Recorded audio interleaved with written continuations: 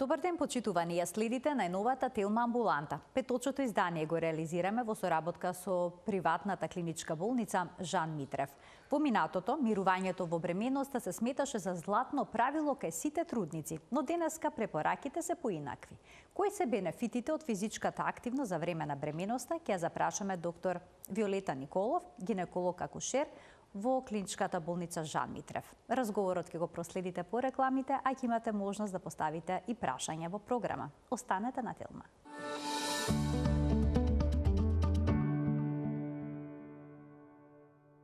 Физичка активност во бременост. Да или не? На оваа дилема разрешување ќе побараме од денешната гостинка доктор Виолета Николов, гинеколог-акушер во приватната клиничка болница Жан Митрев во Центарот за мајка и бебе.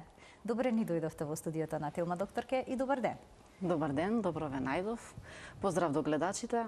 Се надевам дека ќе уживаат во оваа тема, секојдневна, не секојдневна. Така, секојдневна, не секојдневна, бидејќи препораките постојано се менуваат. До пред неколку децении мирувањето за време на бременоста беше златно правило за сите трудници, но препораките со текот на времето се менуваат. Ке започнеме со тоа што значи за трудницата со нормална бременост да мирува. Постојат ли некакви ризици? Вака, ако зборуваме првен за нормална бременост и да мирува, тие два поима не се мечуваат никако, бидејќи денеска трудницата е здрава, права особа, која што и не треба да мирува. Порано се препорачувало бидејќи она е во сега бременоста е друга состојба и дека треба повеќе да одмара, дури да јаде за двајца, се препорачувало. Меѓутоа една статија читав сега брзо, па на српски вика бременоста, нели, другом стању. И други услови, значи сега се во текот на бременоста треба да почитуваме, за да почитуваме одредени услови и бременоста да остане да биде здрава и да има нормален тек. Нормален тек се до породувањето, кога таа треба да се припреми и самата бременост да заврши во најдобар тек. Да заврши бременоста, да се роди детето и постпарталниот период да продолжи во најдобар можен тек, а трудницата и постпартално кондицијски да го задржи здравото тело. Докторке, доколку трудницата премногу седи и мирува, може ли да се јават некакви проблеми, да речеме, со циркулацијата? Ќе се зголеми ли ризик за тромбоза? Ќе има ли некои такви ризици? Во секој случај ризик постои од седење, од лежење, меѓутоа тие состојби кога се препорачуваат најчесто се по индикација. Главно треба трудницата да знае во принцип сите што се неактивни трудници пред да остане бремена. И за време на бременост таа сака да си одмара, сака да лежи, меѓутоа препораката е да не лежи, бидејќи има зголемен ризик, посебно за длабока венска тромбоза или па затоа се мерат димери, па скакнале. Меѓутоа, прва линија на терапија, да кажам, за да циркулацијата и целосно се одржи здрава, нормална бременост е да се вежба. Мислам, го потенцираме зборот вежба, движи. Значи, да биде физички активна. Да. Бидејќи за време на мирувањето се вуват и болки, нели, во грбот. Болки во грбот. А и самата грб бременост ги носи болките во грбот, па може ли да се потенцираат, претпоставувам, уште повеќе? Да, може понатаму во разговорот ќе објасниме, нели, зошто се и болките во грбот, бидејќи како бременоста, значи на почетокот таа нема болки во грб. Меѓутоа и нормална особа да лежи, може да ја боли грбот од предолго лежење. Меѓутоа, во моментот кога зборуваме за бременост, веќе кога влегува во вториот и третиот триместар, имаме тежината се поместува кон стомакот на предниот дел и веќе центарот за рамнотежа на гравитацијски на телото се поместува. На тој начин повторно боли грбот и ќе мора пациентката да барем да биде активна за да не ја боли грбот во овој момент, за тоа го зборуваме. Меѓутоа, другите бенефити се други повторно. Ќе проговориме за бенефитите од физичката активност за време на бременоста, но во кој случај докторот, гинекологот би советувал на трудницата мирување? Споменавте по одредени индикации. Има ли одредени состојби во бременоста што сепак бараат мирување? Да, значи, кога трудницата веќе значи, кај неа има компликации бременоста. Значи, имаме препорака за апсолутно мирување, дури таму имаме и хоспитализација на самата трудница. Меѓутоа, во главном, за да ги наброиме барем кои се апсолутни контраиндикации за физичка активност, макар и самата пациентка да биде од одредени дневни активности, да ги намали тие активности, значи кога имаме предвремено прснат воденик, имаме заканувачки контракции на предвремено породување, доколку има инкомпетенција на цервикс, па има секој ризик од предвремено породување, значи не ја става трудницата во една ризична група, каде што не може да се однесува како секоја здрава трудница која што може да ги обавува. Која има уредна бременост. Уредна бременост, да. Доколку има неконтролирана хипертензија. Значи исто така ја става во ризик група која што не може секојдневниот живот да го поистоветува со друга здрава трудница. Неконтролиран гестацијски дијабет, исто. Одредени кардиоваскуларни заболувања, тироидни заболувања, значи сето тоа доколку тие трудници сакат, првен треба да се стави основното заболување под контрола. Под контрола и потоа под контрола и со препорака на гинеколог да почне, не мора она најнаш да влезе во фитнес сала, меѓутоа или барем од пешачење нешто, или да ги обавува барем дневните активности. Овие ситуации се изискуваат да она лежи. Така, да лежи. Понекогаш да препоракате повремено да лежи? Што значи тоа, колку часови во текот на денот? Да, повторно ќе кажам, значи индивидуално е, така? Да, индивидуално, меѓутоа кога зборуваме за целосно лежење, тие состојби се хоспитализираат кога треба да се лежи. Сигурно тоа е многу целосно тешка бременост. Мониторинг, да. И таков оддел има на клиника, на клиниката, каде што нели мора трудницата да биде постојано под мониторинг за да бременоста колку можеме да ја продолжиме. Така. Значи секој ден поминат на фетусот во стомакот на мајката е бенефит за детето, затоа го препорачуваме лежењето и покрај сите ризици кои што може од лежењето да се добијат. Значи, во тој случај мирувањето би имало придобивка за текот на бременоста, да се продолжи бременоста, но сепак се тука ризиците од мирувањето, колку што повторно мајката и да лежи, така? Постојат вежби кои што може и во креветот да ги обавува. Значи, повторно во соработка со физиотерапевт, кој што е вработен на клиниката, значи може, од масажа, значи на нозе, на раце, на грб, нели имаме соработка со сопругот, па тој може да учествува во тие активности. За да не дојде до атрофија на мускулите. Да не дојде, да. Тоа се сега современи препораки кога треба да лежи, меѓутоа не мора да биде одстранета од Ако е во кревет, меѓутоа може масажа, сето тоа, дури и вежби како што кажа во кревет. И сега едно од најчестите дилеми е дали трудницата може да вежба, да биде физички активна и какви вежби да прави. Кој е бенефитот од физичката активност? Еве, може ли да се сублимира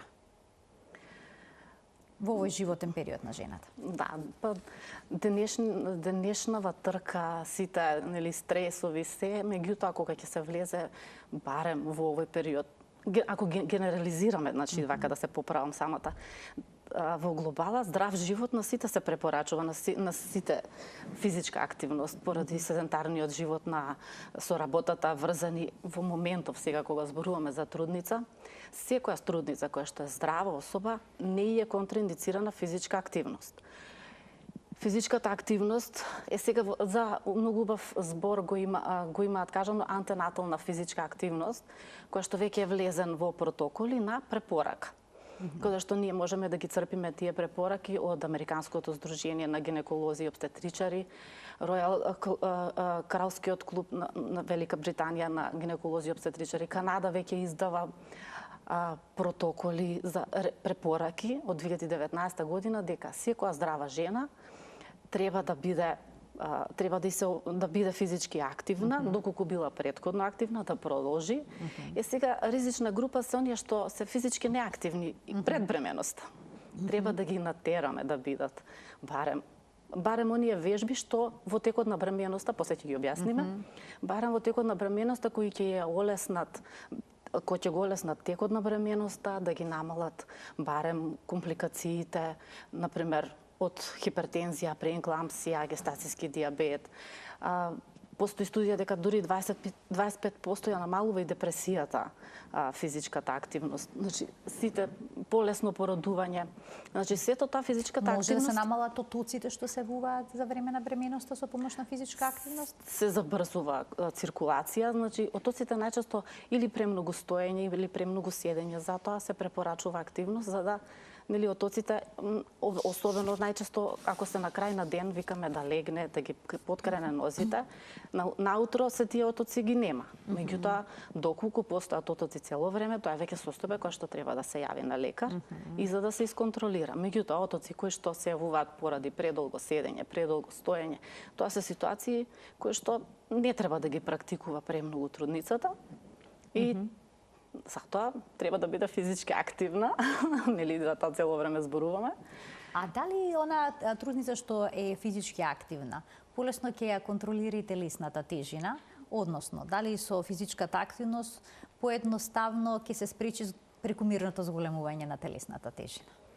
Бидејќи некои жени знаат многу да се поправат и брзо да го сменат конфекцијскиот број откако ќе забременат. Да, па нормално ќе почне да бременост. за двајца, потоа да одмарат прекумерно. Да. Па во текот на бременоста секако се менува конфекцијскиот број. Сега хеланки се носат, па може нели да се модифицира тоа се. Меѓутоа друго да потенцираме дека тежината може да се зголеми, бидејќи е нормално да се зголеми, телото се прилагодува на самиот плод. Значи, максимум 10 до 15 килограми е дозволено покачување на телесната тежина кај мајката, бидејќи се мери мајката во тежина, а тука спаѓа и тежината на бебето, плодовата вода, постелката. Сето тоа, на тој начин мајката измерена во тежина е плюс што отпаѓа и на бебето, нели, и овие работи што кога ќе се породи, таа тежина што ја останала, таа треба да ја врати доколку сака, доколку може, доколку она биде физички активна, уште пред да, да речеме, има некој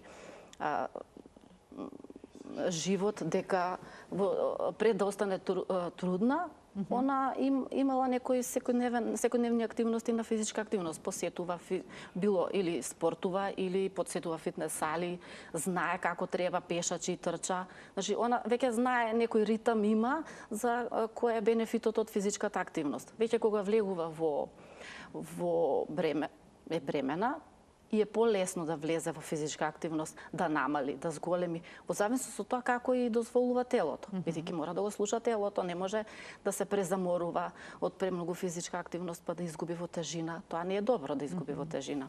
Треба да се бараат причини. Во главном, физичката активност треба да биде барем минимум 150 минути неделно или 5 пати по 30 минути. Тоа е минимумот за здрава трудница која што сака да биде физички активна. Така. Треба да биде побудувана и повеќе, ако може, меѓутоа не зборуваме за спортување, зборуваме за физичка активност. А дали физичката активност ќе донесе некаков бенефит и за фетусот, за се уште нероденото бебе? Па оваа состојба, секако, физичката активност, барем во бременоста, не се само придобивки за здравјето за мајката. Значи, тие се и за фетусот, и за новороденото. Значи, кондицијата на мајката, самата активност ја забрзува циркулацијата. Значи, метаболизмот го забрзува, така да не и дозволува целата она што потрошувачката на кислород ја зголемува. На тој начин обезбедува доволни резерви и за фетусот и за себе, за да бременоста, тоа се физичката активност не можеме да ја видиме, како да кажам, кои се бенефитите, само ќе се осети дека породувањето ќе бременоста и течела добро, нема болки во грбот, нема одредени компликации, се намалил ризикот од одредени болести. Породувањето протекло супер, добро, без сега можеби индикација за царски рез ќе биде сосема друга или не можеме да знаеме како ќе заврши породувањето. Главном дека кондицијата на мајката ќе биде толку добра да се заврши породувањето и побрзо да застане на нозе, за да се врати во нормалниот живот во постпородилниот период.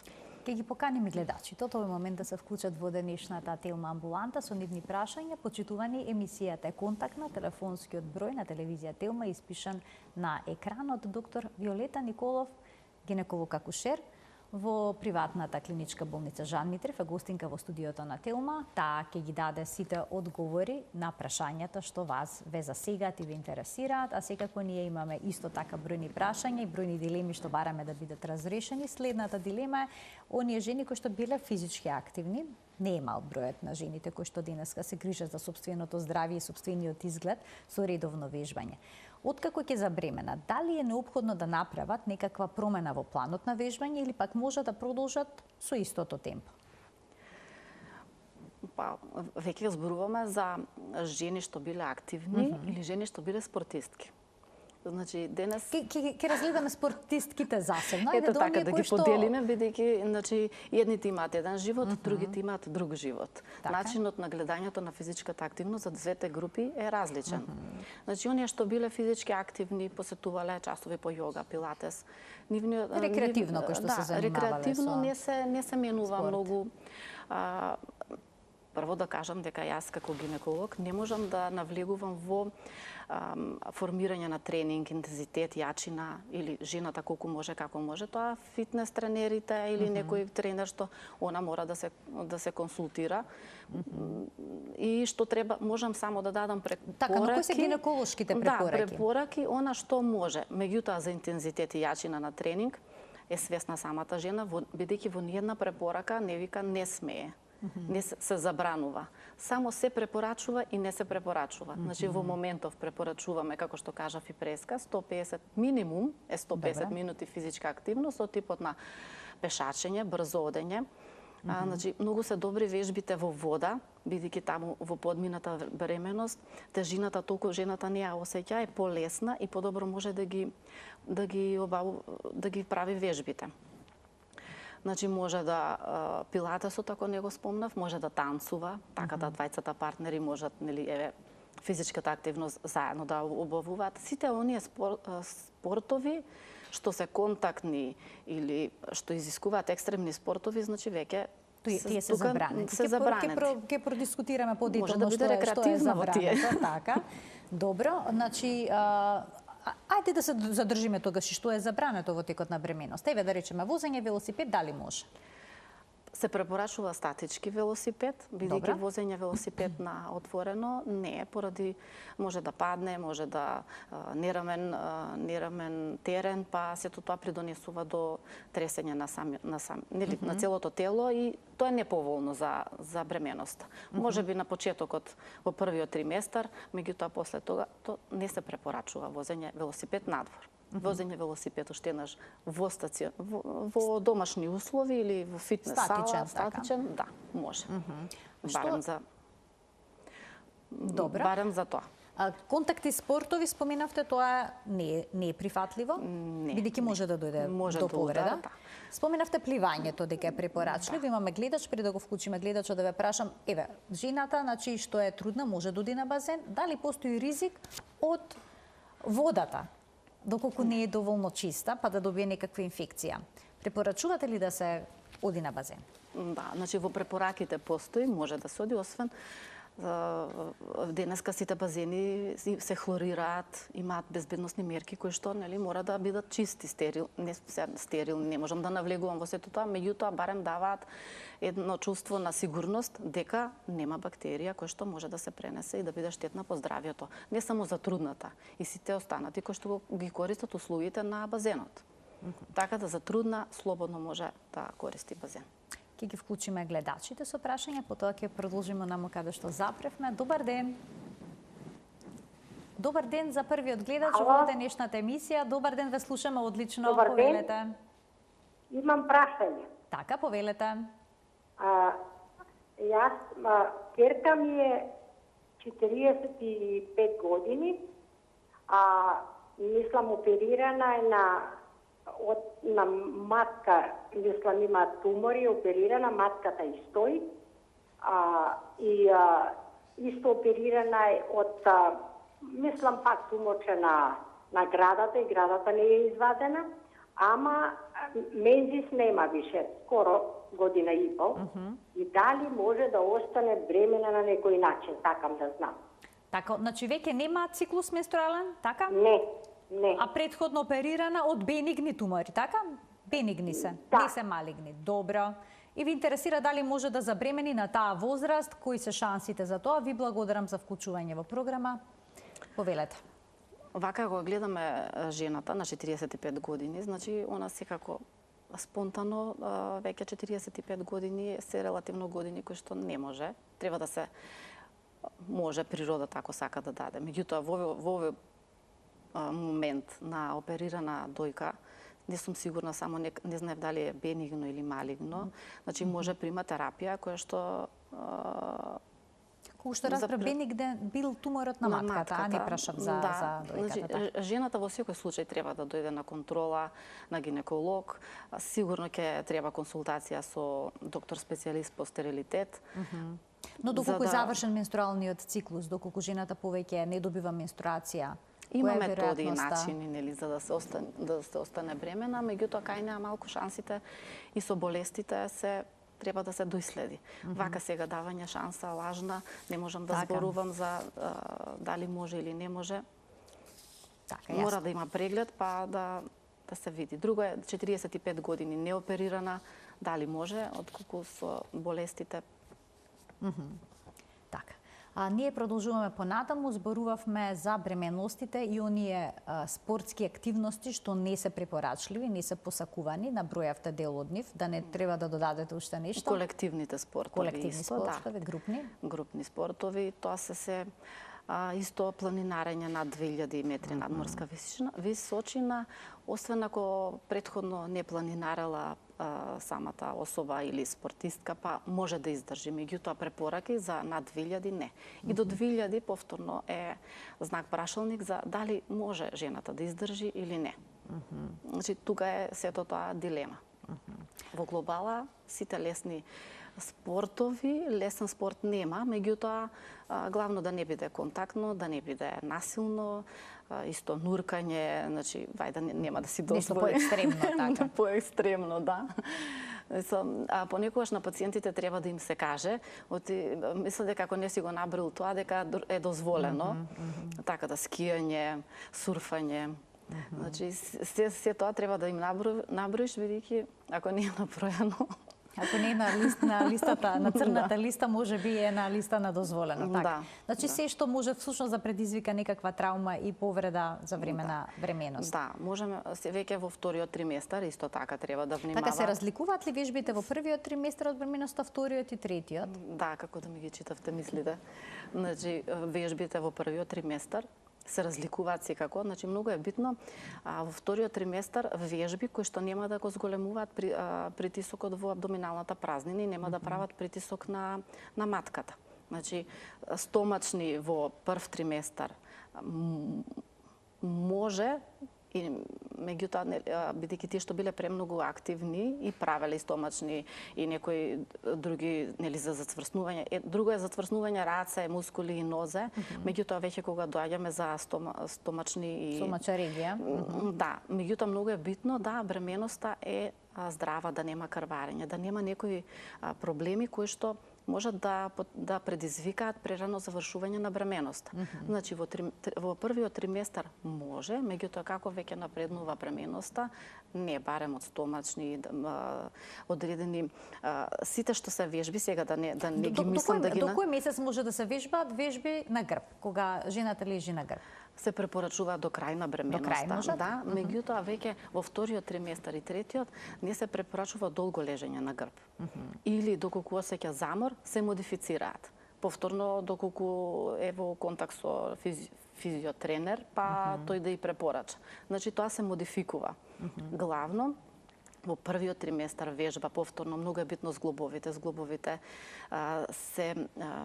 да се ојачаат зглобовите, рацете, нозете, целосно. Значи, веќе уствари телото се припрема за да полесно и мускулатурата на телото, за да бидејќи на крај на бременоста е се во мускулатурата, во дишењето, сите вежби се во знакот на најдобро поминување на бременоста и завршување на истата.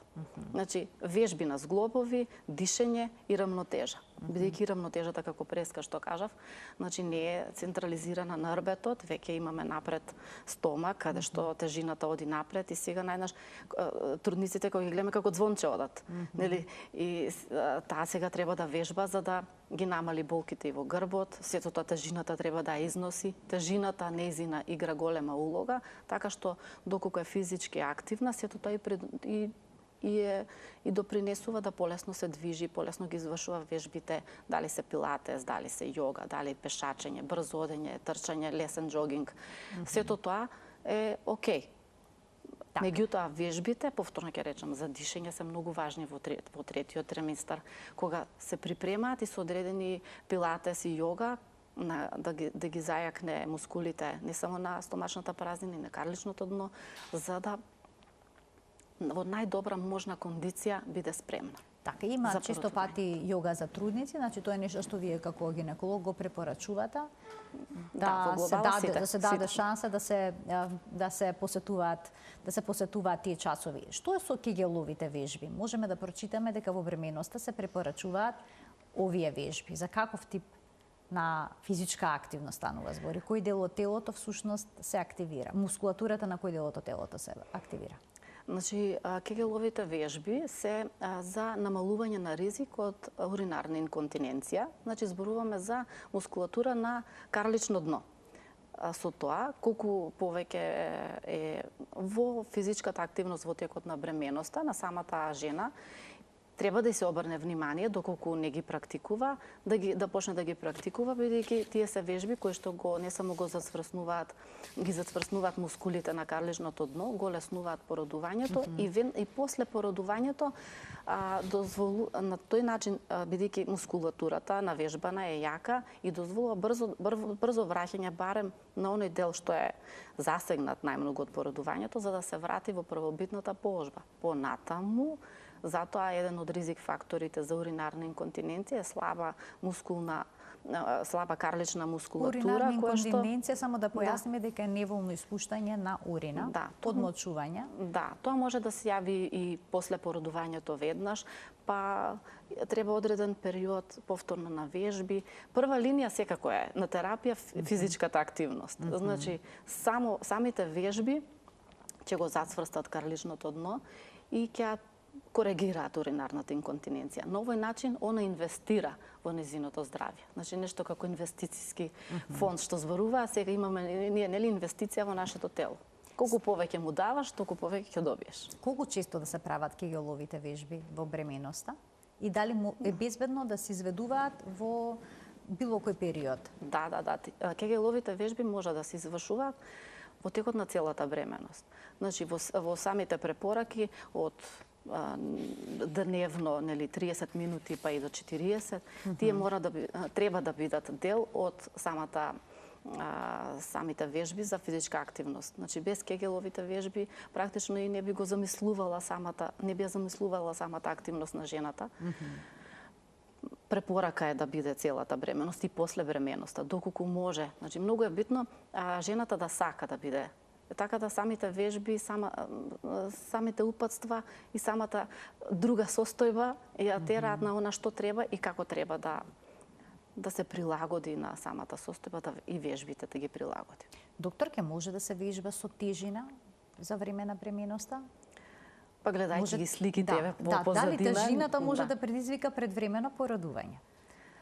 Никаде до сега собрани докази, како што кажав и на почетокот, самите препораки за физичка активност немало во самите докази прибрано дека физичката активност е ризик фактор за предвремено породување. Значи ризик фактор за предвремено породување или било каква компликација со бременоста е понекогаш самите ризици од мајката, меѓутоа и непочитување на протоколите. Значи, ако забрани и ги даде препорака доктор дека не треба, значи поради тоа и тоа, значи треба да почитува самата трудница. Значи, и не дека во текот, имаме почеток на бременост, имаме некое крварење и сега имаме заканувачки абортус. Препорачливо е да мирува. Меѓутоа, во тој период, она трудница која што била претходно физички активна и таа ќе сака и тогаш да биде активна. Меѓутоа, тој период, додека, како да кажам, се бременоста продолжи и се земе еден тек на нормална бременост, барем тогаш треба да мирува. Бидејќи ако не мирува, еве тогаш физичката активност треба да намали или да мирува, за да не дојде до компликација и да не заврши несакано. Меѓутоа, во принцип, контраиндикација физичката активност, мислам дека таа е ризик фактор за предвремено породување или било што, не. Што е со жените што не биле физички активни пред бременоста? Како тие да навлезат во светот на вежбањето со бебе во стомакот? Тие се предизвик. Тие се предизвик и целосно дури и нетрудните. Кога била нетрудна е предизвик за да ја натераш да во нејзиниот... Да се мотивира. Да се мотивира, Но и да речеме дека сега имаат мотив плюс. За собственото здравје и здравјето на бебето да почне да вежбаат. Да, убаво би било. Меѓутоа, ние во моментот во нашава држава немаме препораки. Еве, например, за препораката за, да речам, антенатална физичка активност, за количина на физичка активност, немаме препорака во моментов. Физичката активност не ни е дел од Национална здравствена стратегија, па да имаме брошури, да имаме некои флаери, за да биде достапно барем до сите препорачуваме, меѓутоа колку, како, вежбај или вежбај се. Движи се, дали може со тегови па мали тежини или со својата собствената тежина. Меѓутоа во глобала немаме еден, како да кажам, терк. Како да се придржуваме, што е лево, што е десно, што е здраво.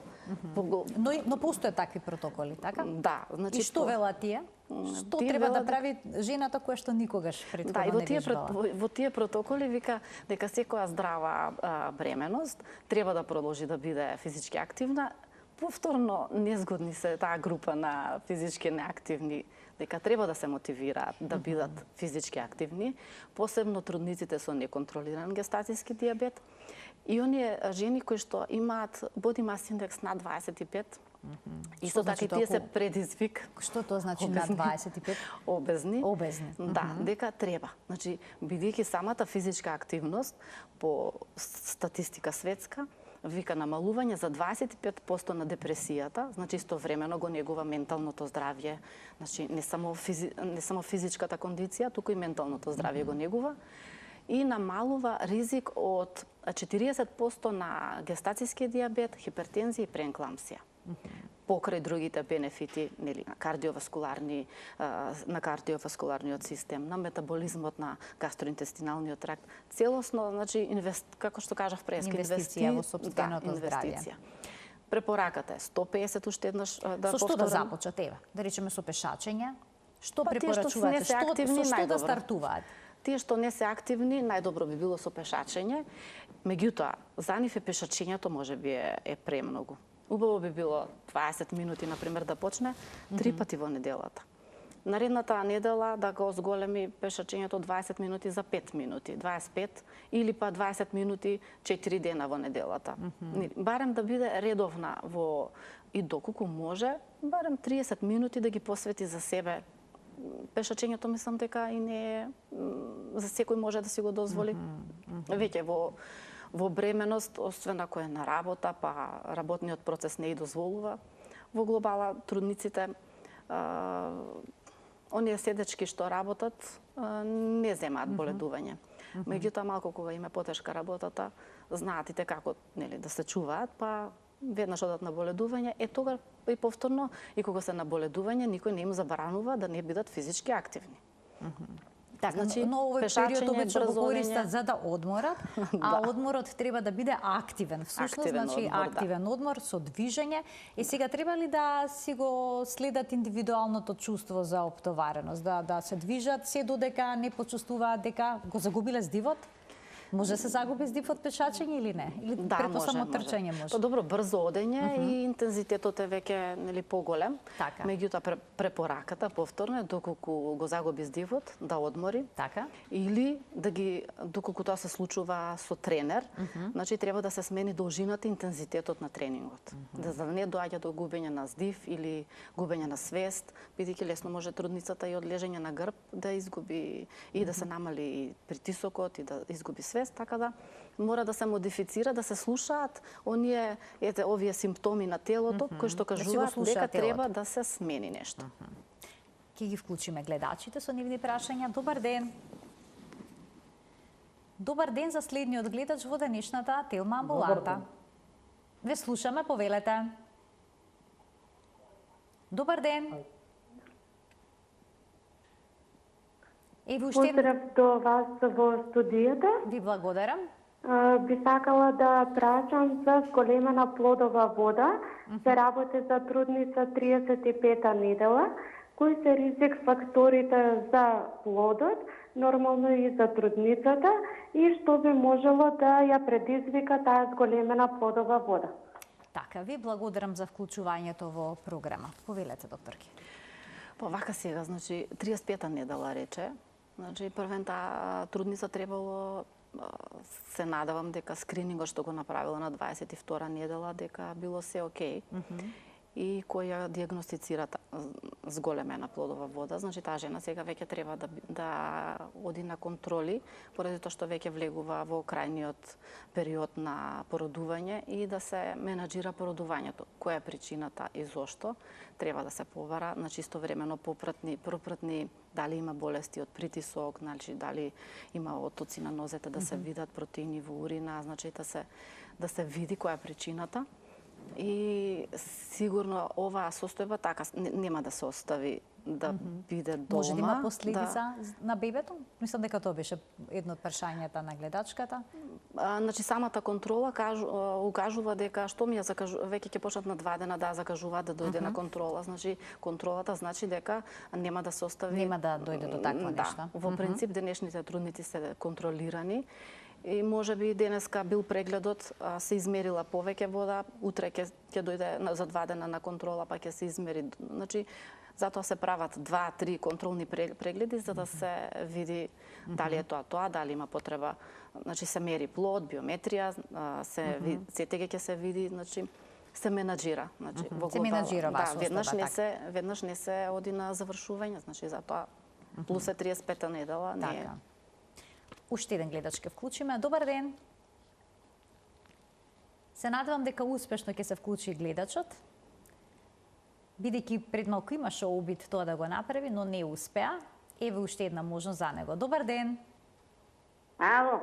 Ве слушаме одлично, повелете. Добар ден. Добар ден. Јас сакам да кажам нешто за Евана во Штип. Ќе ве замолам, оваа емисија е за здравство, за сите останати проблеми ќе се јавите 1 час по завршувањето на Телма амбуланта во црвена линија и таму ќе можете да ги кажете сите ваши проблеми поврзани со ова што сакавте да го потенцирате. Ние продолжуваме понатаму. Доктор, ке зборувавме за трудниците кои што претходно не биле физички активни, но сега ќе преминеме на спортистките.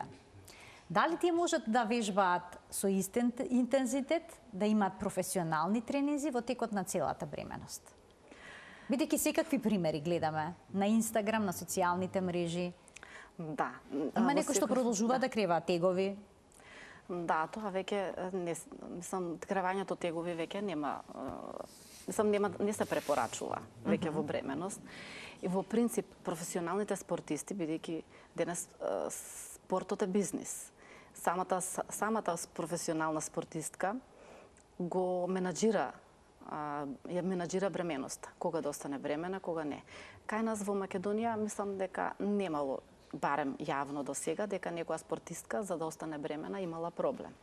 Во светот, каде што е бизнисот и текако има проблем, ќе останеш сега, ќе останеш наредна година, бидејќи сега, кога се влегува веќе, кога останува бремена, веќе се модифицираат вежбите. Може би во првиот триместар се уште има сила и она самиот ум, самото тело и дозволува да одредени вежби може да ги издржи. Како ќе напредува бременоста, нема да ја дозволува самото тело нема да ја дозволува и мора да ги модифицира. Ќе почне да размислува мајчинството, прогестеронот почнува да ги менува, чувствата, хормоните, значи самата жена се менува и почнува да мисли во знакот на бебето, породувањето. До тогаш не одела во продавници за бебешка, сега ќе почне да оди да шета нели по продавници. Сето тоа самиот живот почнува да и се менува. Меѓутоа, дека она ќе продолжи да вежба и да спортува, како што кажавме, еве, потекнува од колективен спорт. Значи, ќе престане со тренинзи. Но останувањето физички активна во текот на бременоста ќе дозволи да брзо се врати во форма после породувањето. Претпоставам и да си ја врати и нормалната И телесна нормалната, и тежина, не евентуално само да за се- спортистките, туку воопшто сите жени кои што се физички Да, и да се активни. врати на терен. Значи, се зборуваме терен, нели, во спортот, во каде што доколку и во тој период постпартален и дозволува да брзо се врати. Значи, повторно мора да си даде себе си шанса, одмор, некој да речеме, нели, да се посвети на самата бременост на детето. И тоа. За трудниците кои што имаат уредна бременост и се физички активни, ќе треба ли да внимаваат колку течност внесуваат? Постои ли ризик од дехидратација? Мора да внимаваат, значи конкретно кога е многу жешко, треба да внимаваат, значи тогаш да не физичката активност да биде модифицирана според значи во летни горештини, таа не е препорачливо и да излегува и да вежба, значи најчесто се бира или рано наутро, како и секоја друга здрава особа, наутро, навечер, во поладните часови. Хидратацијата е најважна, значи пиење вода пред и после тренинг.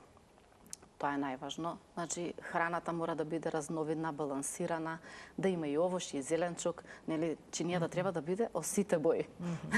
Тоа е препораката. Покрај исхраната, значи, еве, како што се и на сликиве, значи да носи удобна облека, да не носи премногу стегната облека, за да таа стегната облека Да не пречи на стомакот. Да не пречи на стомакот. Денеска има хеланки, значи такви некои Лесно растегливи. лесно растегливи, да, на телото да диши, значи за да не предизвикува и неа тежина и да функционира добро во удобна облека за неа, за незината состојба. Може на почетокот ќе биде удобно и тесни, меѓутоа после како ќе поминува бременоста и како ќе сака да удобна облека да има. И додека вежба, колку време да трае вежбањето? Кога да знае дека треба да запре? Има ли некој сигнал некој симптом кој што треба да биде аларм дека не треба да продолжи понатаму? Па кога ќе се премори, значи може, ако зборуваме во текот на вежбањето, земањето здив, нели, губењето на здив е првиот знак кој што она треба да одмори, барем за тој тренинг зборуваме. Така. Или веќе наредните тренинзи, ако неколку пати се случува тоа, треба да ги модифицира тренинзите. Значи, повторно ќе речам, или ако сама си ги креира тренинзите, или со физиотренер, или бидејќи денеска има и на онлайн, може да вежбаат, така да штом ќе загуби здив, она треба да одмори. А колку И треба ги да биде прилагат. максимум пулсот додека се вежба? Знаеме дека при вежбањето се забрзува срцевата работа. Па веќе не можеме тука да зборуваме ко за спортисти, многу е битно, нели, брзо покачување и брзо да се намали. Значи тоа дека сега повторно не можам да зборувам за некој кој ќе рече физиотренер, тој што треба овие работи да си ги препорача.